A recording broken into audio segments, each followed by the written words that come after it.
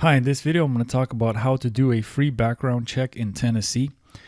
To get started, visit TennesseePublicRecords.org. I'll have a link in the description you can click on or just type it into your browser.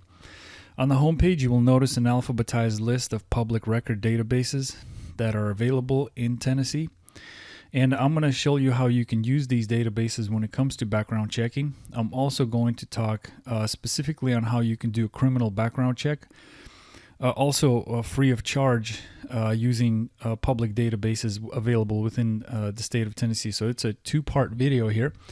And let's start with using public records. Now this background check video is going to be, I'm not going to focus on why you need it or specifically for who it is. This is just for everyday people in everyday life situations. So it could be anything. So just general information and specifically free information, free databases that you can access within the state of Tennessee. So let's get started with the public records database. So one way of using it is, let's say you have a remodeling project that you'd like to do, and you are looking to put a lot of money into this project, and you want to make sure you hired the right contractor for the job. So what you can do is, now this doesn't have to be a contractor. This could be, you could be researching a dentist, a doctor, a real estate agent, anybody that has a business, anybody that you're getting into business with. It could be just hiring a landscaper, a babysitter, whatever. Maybe the new neighbor, maybe a new date, whatever it is. There's just so many ways you could use this information. But I'm gonna stick to the contractor situation here. So what you can do is you could come here and actually just verify the license. Does he actually have a license? Is he telling the truth? You could see how long they've had it for. Are they renewing it on time all the time? There's just so many little things that you can look at when it comes to researching these licenses. Are there any disciplinary actions from the state? Like things like that. And then you can also just research a business name. Maybe they don't have a license. Maybe it's a business name. You can also type that in here. Like maybe they just opened the business up a month ago. Maybe you don't necessarily want to trust somebody that just is getting started with a lot of money and be, gaining experience on, with your project. So there's a couple of things to look at. Again, how do they renew on time? Are they, is it active still? Like there's so many little things you could look at when it comes to these databases. Another big one that you could do is you could use court documents. And particularly if we are on the same topic as finding a contractor to do a big remodeling job, you could look up the business itself or the individual, and you can specifically see, have there been any financial related lawsuits in regards to the business, in regards to the individual. Maybe there's an unhappy vendor that ended up taking them to court, or an unhappy customer that ended up taking them to court. So this might give you a peace of mind, just knowing that the business has been around, they're organized, there's no lawsuits. And maybe in certain situations, you might find certain information that's not going to make you feel very comfortable working with that individual, and you might not necessarily want to hand your money over to that individual. So just a quick tip on how to use these public databases here. Now let's get to the big one, which is the criminal background check, and specifically how you can research criminal information for free. Now, it doesn't matter what type of a background check it is, and there are many reasons why people do background checks. Typically, the backbone of a background check is a criminal record check. So let's start at the beginning. Hover over other records and click on inmate search. And so once you're here, you'll notice we covered the most populous counties here, and more is on the way.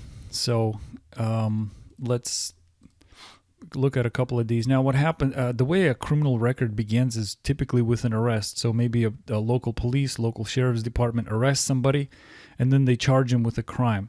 They get booked, they get taken to jail, they go through the booking process, their mugshot gets taken, they get officially identified, officially charged, fingerprints get taken, and typically they'll either post bail, sometimes they get released depending on what it is, And in extreme situations, they will actually be held until they see a judge. But in all situations, they will eventually have to see a judge. And so every single criminal case will have to go through the court system, and court records are considered public information unless it's a sensitive case. So you're able to see all of this using court records. Now, if you'd like to get your hands or maybe find some arrest information, so like I said, typically the local sheriff's department runs some of these databases. For example, I can look this one up here, and you have a mugshot, personal identifying information, charge information, things like that. This doesn't necessarily mean that they're guilty, but it is a beginning of a criminal record. So it looks like you get even a court date here. And every county kind of has their own setup for these databases. They will all look different and search differently, and they're not necessarily going to keep these records there for a long time. Some of them keep them there for years. Some of them will erase the old records fairly quickly. So just keep that in mind too. If there isn't anything there, it doesn't mean they haven't gone through the system. It just means the record isn't there anymore. Now let's get to court records. So court records, as you can see, the Tennessee court system, we have anything from the Supreme Court all the way down to probate, and each of these courts has a particular job. Now, Court of Appeals and Supreme Court, you're typically not going to be dealing with this. These courts deal with cases that the lower courts can't handle or couldn't handle, and they just kept on getting appealed all the way to the top. But these are very, very few situations that it happens in. So majority of your research should be done at the lower level here. And I mean, you could check still, but I'm just saying, generally speaking, if we are looking for criminal related information, for instance, circuit courts, you got your felonies, you have special criminal courts, and then you have general sessions also. And you got business, municipal. So when it comes to background checks, some of these could be useful. Like, let's say you're trying to find out if somebody was divorced, for instance, maybe you're dating somebody. You might want to look at one of these courts that deals with civil and family matters. Maybe you're trying to look up if probate courts, maybe small claims, things like that. Like if you're trying to look up a business or something like that. So some of these could be useful. I'm particularly just going to focus on the criminal aspect of it, but I did want to mention that you don't have to just research court records for criminal information. There's plenty of other things in there that might be of concern or of importance. So circuit court and criminal courts. Now they're going to be different databases. So let's look at, there's a page here for circuit court. And so as you can see, there are quite a few court systems that you can access. So I'm just going to click on one of them here just to show you how it works. And select criminal. And then I'm going to go with, you can also put a business name in there too if you're researching a business. So some of these are already closed. And as you can see, you have some basic information here. And I just want to point out some of these, as you can see, they're very old. So I know general background checks go maybe 7 years, 10 years back. If you're using court records, you can go pretty far back. I mean, look, there's this one is all the way to the 90s. I've seen them go back into the 80s before. So these are pretty complete records. I think unless they're sealed, they're probably going to be here. So one thing to consider. Okay, so you do have your basic information here. Another thing to consider is using the finding the criminal courts. Now these would be at the county level, and so if you click on background checks, we covered the most populous counties for now, and like I said, we're going to be adding more. And I'll show you an example of a criminal court here. Now, I did want to mention, since Shelby is a pretty big county, their database, unless you have a case number, they won't, like for instance, if I wanted to search by name, they automatically take you to the civil division. So just keep that in mind. This is not the criminal division. Now in other courts and pretty much all the other courts at the county level, you just need to figure out the Court of Clerks database. And like I said, we have you covered here. We did the research. And all you need to do is just type in a name.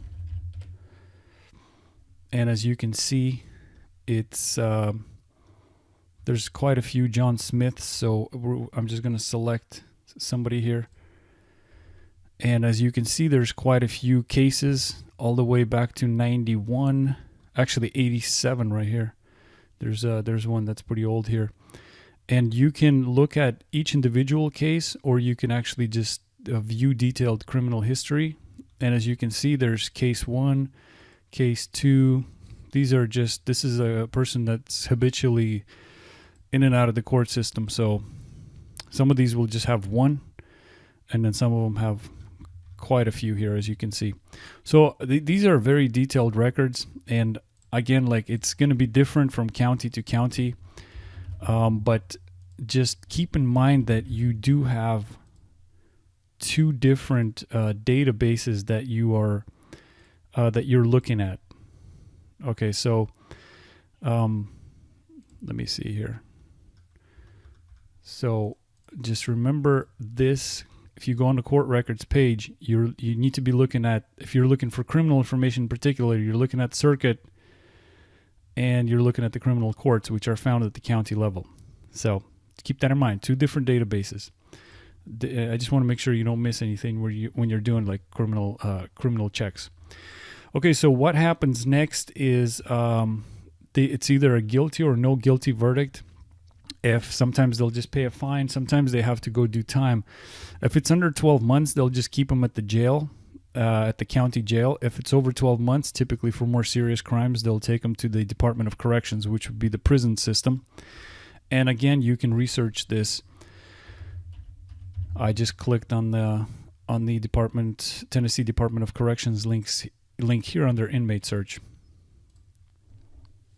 And I probably should have put a first name in there. I think it's going to take a little bit of time to gather up all the Smiths that they have in the system. And while it's doing that, remember if it is under 12 months, you should also be, if you do want to check the inmate information once they actually start serving their sentence, if you want to look that up at the county level, you can also do that at the county level.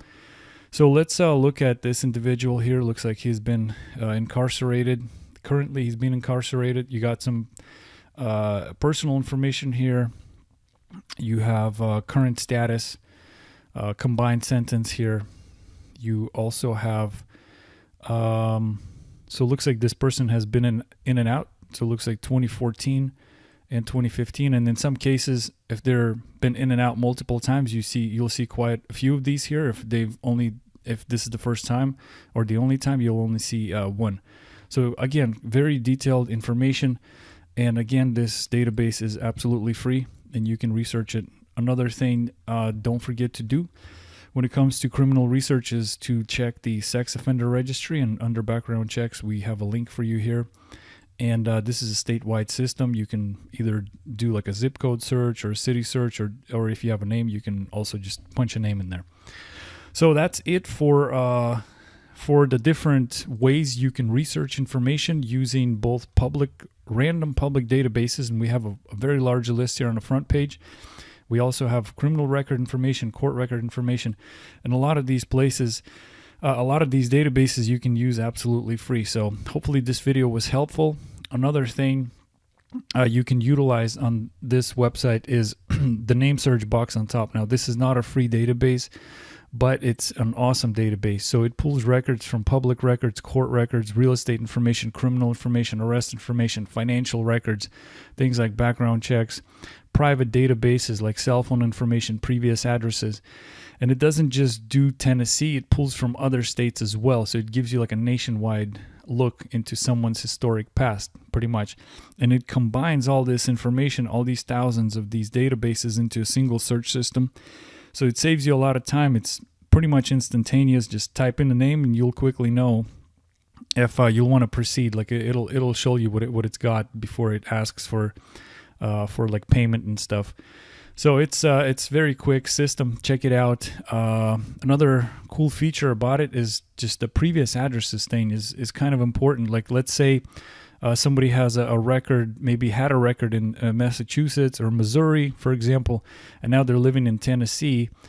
You know, if you're just researching at the county level or the state level in Tennessee, you're not necessarily going to see what happened in like Massachusetts or Missouri or some other state. So it gives you an opportunity to kind of have like that big picture view, more of like that nationwide look into someone's past, and make sure nothing is missed. So with that said, visit TennesseePublicRecords.org. Come on down and get started on your free background check in the state of Tennessee. Thank you.